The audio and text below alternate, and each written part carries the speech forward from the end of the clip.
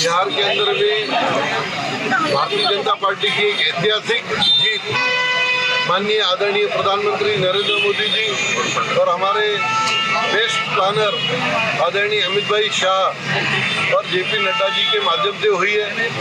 बिहार के रिजल्ट्स ने यह बता दिया कि देश के अंदर में भविष्य की राजनीति किस तरफ चलने वाली है। एक तरफ में झूठ बोलकर लोगों को गुमराह करने वाले तेजस्वी यादव जी ने और राहुल गांधी जी ने देश को भड़काने का काम किया, समाजों के अंदर में समाज को गुमराह करने का काम किया, और दूसरी तरफ 20 साल के दुशासन बाबू ने मोदी जी के नेतृत्व में बिहार को ईमानदारी से हमारे महिलाओं युवाओं सबको साथ में लेकर बिहार को आगे बढ़ाने का काम किया। इतना भी कांग्रेस ने भड़काने का काम किया, राहुल गांधी जी ने मिसलीड करने का काम किया, लेकिन जनता यह सब जानती है कि 11 वर्षों के मोदी जी के कार्यकाल के अंदर में देश की जो तरक्की है ये सबसे छुपी हुई नहीं है। और मोदी जी ने तो कल एक बहुत अच्छी बात कही, MY फैक्टर को उन्होंने क्लासिफाई करके बताया। M हमारी महिलाएं, हमारी माताएं, और Y फैक्टर हमारे युवा साथी। M और Y इनके बारे में सदैव भारतीय जनता पार्टी प्लानिंग करती है, इनके बारे में, इनके भविष्य के बारे में विचार करती है, इसीलिए यह रिजल्ट आना स्वाभाविक है। जात पात और सबसे ऊपर उठकर बिहार तरीके स्टेट में जहां जातिवाद के ऊपर में राजनीति होती है ऐसा कहा जाता था, इन सब चीजों को समाप्त करके मोदी जी ने यह स्टॉप कर दिया कि देश के लोग किस दिशा में सोचते हैं और भविष्य के बारे में विचार करने वाला बिहार निश्चित तौर पर यह ऐतिहासिक जीत, यह अच्छी विचारधारा की जीत है। लोग कितने भी भड़काएंगे तो इससे कोई फर्क नहीं पड़ता है। और एक बात कल मोदी जी ने कही है, जो हमारा आने वाला लक्ष्य है, बिहार से निकलने वाली गंगा कलकत्ता तक के जाकर बहती है। आने वाले समय में बिहार तो हो गया, अभी बंगाल की बारी है। यह बंगाल, यह हमको जीतना है। देश के अंदर में आंतरिक सुरक्षा का बंगाल में सबसे बड़ा किला है, उसको समाप्त करके देश को सुरक्षित करने का काम हमको यहाँ से शुरू करने का है और बंगाल जीतना है। वैसे भी देश भर में जो डेवलपमेंट और इंडस्ट्रियलाइजेशन मोदी जी के राज में आया है ये अत्यंत महत्वपूर्ण है। मैं बिहार की जनता को और विशेष रूप से बिहार के भारतीय जनता पार्टी के सभी पदाधिकारी कार्यकर्ताओं का अभिवादन करता हूँ, अभिनंदन करता हूँ। उनकी मेहनत से रंग लाया है और यह ऐतिहासिक जीत, इसकी उनको बहुत बहुत बधाई। ये पब्लिक है, सब जानती है। इन लोगों ने तो चुनाव के चलते ही सब चीजें सामने रख दी थी। आप सब टेक्निकल लोग हैं, जानकारी रखने वाले लोग हैं। इलेक्शन एक प्रोसेस है, इस प्रोसेस के अंदर में इलेक्शन कमीशन हर चीज का समय निर्धारित करता है। आज महाराष्ट्र में नगर पालिका, नगर परिषद, जिला परिषद और महानगर पालिका में चुनाव होने वाले, यादियों का फाइनलाइजेशन चालू है। इनको ऑब्जेक्शन लेने का समय मिलता है। अगर कहीं कोई गलती हो रही है तो निश्चित तौर पर ऑब्जेक्शन लेना चाहिए। पब्लिक को गुमराह करके क्या होगा, और पब्लिक ने जवाब दे दिया। ये पब्लिक ने दिया हुआ जवाब है। जो अभी भी न समझ पाए तो वो मूर्ख के मूर्ख ही रहने वाले हैं। इसीलिए मैं इनसे यही निवेदन करता हूँ, बहुत सीनियर पुरानी पार्टी कांग्रेस है, इन्होंने समझना चाहिए पब्लिक के बीच में पब्लिक के जाकर मुद्दे लेने चाहिए। पब्लिक का काम भविष्य में कैसे, आज भी उनके एक आध दो स्टेट के अंदर में उनकी सरकार है, वहाँ पहले काम तो कर बताइए किस तरीके से काम होता है। मोदी जी 24 घंटा काम करने वाले नेता है, आपके नेता तरीके नहीं जो आए दिन कहीं न कहीं फॉरेन घूमने चले जाते हैं, जब काम आया तब गायब हो जाते हैं। ये पब्लिक की सेवा करने का काम है, जमीन पर उतर के इन्होंने सेवा करनी चाहिए। यही इनसे मैं इनको एक सलाह दूंगा। और इस तरीके की अनाप शनाप बातें, यादी और बाकी सब चीज़ों के ऊपर में बात करके कोई फायदा नहीं है, पब्लिक सब जानती है। मैं निश्चित तौर पर महानगर पालिका के ऊपर जरूर कहूँगा, पिछले बार हम 107 सीटें नागपुर महानगर पालिका में जीत के आए थे। इस बार हमने लक्ष्य रखा है 121 सीट जीत का। और मुझे विश्वास है महानगर पालिका में जिस तरीके से माननीय केंद्रीय मंत्री नितिन गडकरी जी, महाराष्ट्र के मुख्यमंत्री देवेंद्र फडणवीस जी और हमारे गार्जियन मिनिस्टर चंद्रशेखर बावनकुळे जी के नेतृत्व में दयाशंकर तिवारी जी हमारे शहर अध्यक्ष जी के साथ मिलकर जिस तरीके से भारतीय जनता पार्टी का कार्यकर्ता जमीन पर उतरकर काम कर रहा है, 121 सीटें महानगर पालिका में हम चुनकर हमारा महापौर नागपुर शहर में बनाएंगे और महानगर पालिका और अच्छे तरीके से पिछले 20 सालों से तो हम चला ही रहे, तो और अच्छे तरीके से महानगर पालिका आने वाले समय में हम और अच्छे तरीके से चलाएंगे। जैसा कि आपने देखा, बड़े ही हर्षोल्लास के साथ बीजेपी और एनडीए की यह जीत का जश्न मनाया गया।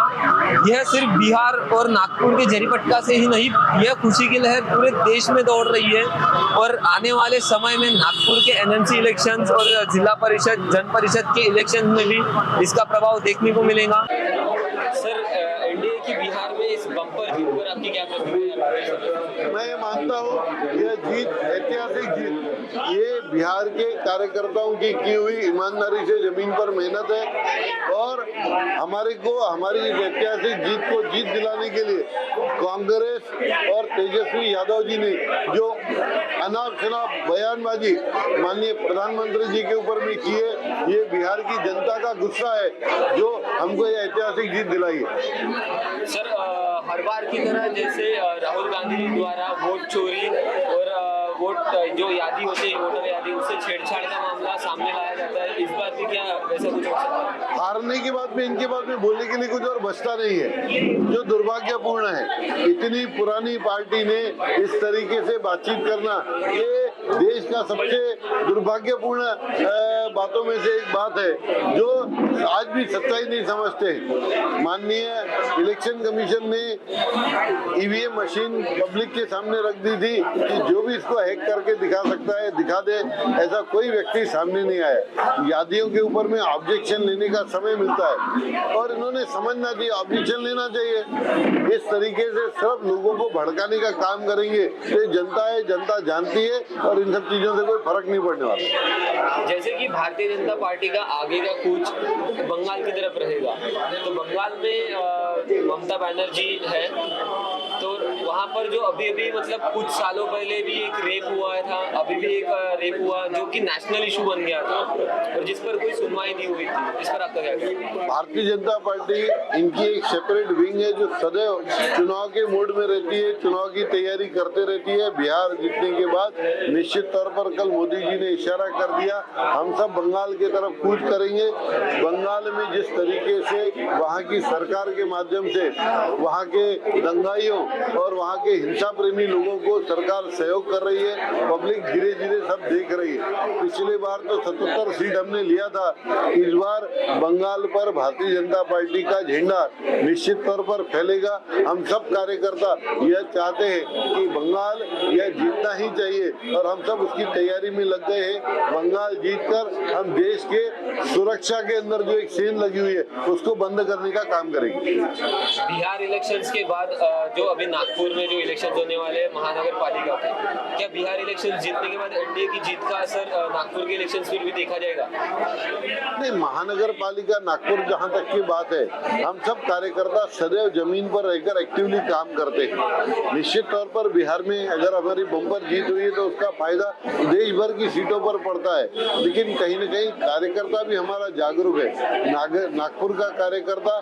ये इतना मेहनत लेता है और नागपुर की जनता के लिए सदैव तत्पर रहता है। हमारे आदरणीय केंद्रीय मंत्री नितिन गडकरी जी, महाराष्ट्र के मुख्यमंत्री देवेंद्र फडणवीस जी, हमारे गार्डियन मिनिस्टर चंद्रशेखर बावनकुळे जी और दयाशंकर तिवारी जी के नेतृत्व में महानगर पालिका की रचनाएं ऑलरेडी चालू हो चुकी है और निश्चित तौर पर हमारा लक्ष्य 121 सीट जीतने का इस बार का है जो हम पूरा करेंगे। सर, जैसा कि अभी लाल किले के पास ब्लास्ट हुआ मेट्रो स्टेशन के पास, और अभी हाल ही में प्रधानमंत्री नरेंद्र मोदी जी द्वारा एक बयान दिया गया कि अगर कोई भी आतंकवादी हमला होता है तो उसे as a act of war माना जाएगा और रिटेलिएट भी किया जाएगा पाकिस्तान को। इस पर आपकी प्रदेश व्यापारी आघाड़ी अध्यक्ष के तौर पर आपकी क्या प्रतिक्रिया है? नहीं, बिल्कुल ये ठीक बात है कि जो लाल किले पर जो बम ब्लास्ट हुआ या इसके पहले भी जो जम्मू कश्मीर के अंदर में आतंकवादी हमला हुआ, ये सब हम एक्ट ऑफ वार के रूप में देखते हैं। बाहरी ताकतों ने इस तरीके से जो कार्य किया है, इनको मुंह तोड़ जवाब दिया जाएगा और हमारे देश को जो भी बुरे नजर से देखने का प्रयास करेगा उसको उसी तरीके से जवाब दिया जाएगा। हमारी पार्टी और हमारे देश की सेनाएं ये सक्षम है कि इसके ऊपर में जवाब देने के लिए बड़ी कार्रवाई लाल किले के ऊपर में होना शुरू भी हो गई है।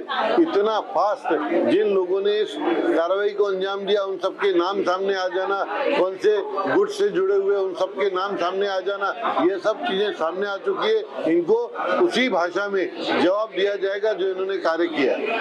लेकिन जैसा कि हर बार देखा जाता है कि बॉम्ब ब्लास्ट होने के बाद सारी चीजें उजागर होती है। अगर इंटेल और इनपुट अगर आईबी रॉ जैसे एनआईए जैसी एजेंसीज के पास पहले से है, तो उस पर पहले क्यों नहीं रोकथाम हो सकती? मोदी जी के कार्यकाल के 11 सालों के अंदर में यह पहला बम ब्लास्ट है। अगर 11 साल के पहले देखें तो कांग्रेस की सरकार के अंदर में आए दिन इस तरीके के बम ब्लास्ट होते थे। निश्चित तौर पर ये बात जो हुई है एक बहुत ही मतलब दुखद बात तो है ही, लेकिन हमने उतनी ही गंभीरता से इसको लिया हुआ है। जल्द ही इसके ऊपर में बहुत सारे बदलाव होने वाले हैं, जिसके ऊपर में जरूर देखने को मिलेगा। आने वाले समय में ऐसी घटनाएं बिल्कुल नहीं होंगी और हमारी सेनाएं इनके ऊपर में हमें पूरा भरोसा है, वो उचित कार्रवाई इसके ऊपर कर रही है। Thank you sir. Cameraman Praveen Suryavanshi के साथ मैं किशोर शिंदे, महान्यूज़ 7 नागपुर।